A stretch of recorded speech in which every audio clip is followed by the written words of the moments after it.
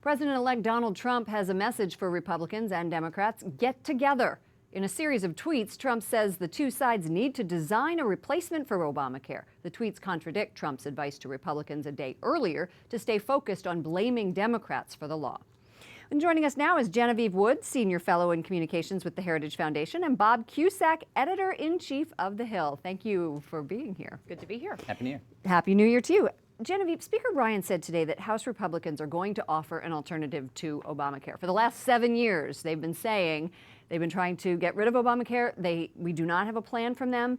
What do you think is going to happen? Are they ever going to come up with a plan that they can agree on? Well, I would disagree that they have no plan or no skeleton for one. I mean, Tom Price, congressman from Georgia, who's going to be, if confirmed, the new head of Health and Human Services, he introduced an alternative to Obamacare back in 2009 and has done so every year since he's been in Congress since.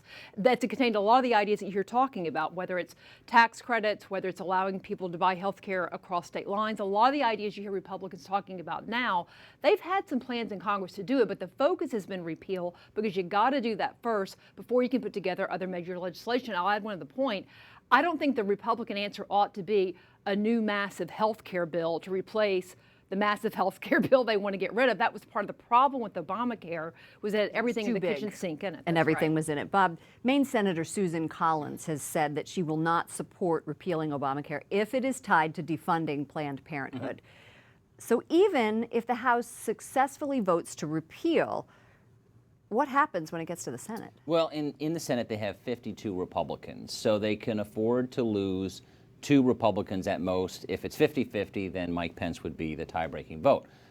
So I don't think it's going to be changing. I think that Planned Parenthood gets votes like Ted Cruz and other conservatives. So it doesn't matter if it gets 50 or 51 or 52. They just need it to pass. So I think the Planned Parenthood, it's been a big question whether they would include it. I think it stays in there. Genevieve? I absolutely think, look, I mean, if we can believe what Donald Trump said, which is he wants to defund Planned Parenthood, Republicans that ran for both the House and Senate said they wanted to defund Planned Parenthood, they've got to make good on that promise. And I don't see that there's any reason not to, because they've got the majorities right now. You know, we just saw Cecile Richards on Capitol Hill today, and she is putting up a big fight here, touting the health benefits of Planned Parenthood, playing down the abortion piece of that. Do you think that this campaign will make a difference? I don't think so on their part. Here's the reality. I think this is an issue where Planned Parenthood, and they know this to be the case, it's not that those dollars are not going to go to help women's health. Republicans, Paul Ryan, what he's talking about doing is redirecting those dollars to health centers, community health centers around the country. By the way, there are about 20-to-1 more of those than there are Planned Parenthood centers around the country. So more women will have access to the very care that they need than if Planned Parenthood is actually getting those dollars. I think we had that debate again. I think that's actually good for the pro-life movement.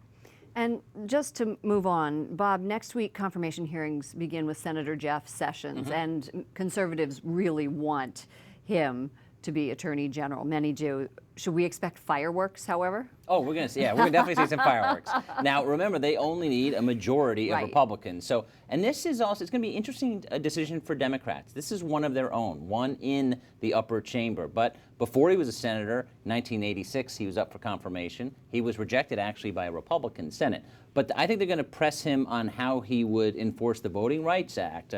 What does he think about criminal sentencing reform, which is a bipartisan bill? I think they're going to press him on a number of issues, and the left is pressing their Democratic senators to oppose him.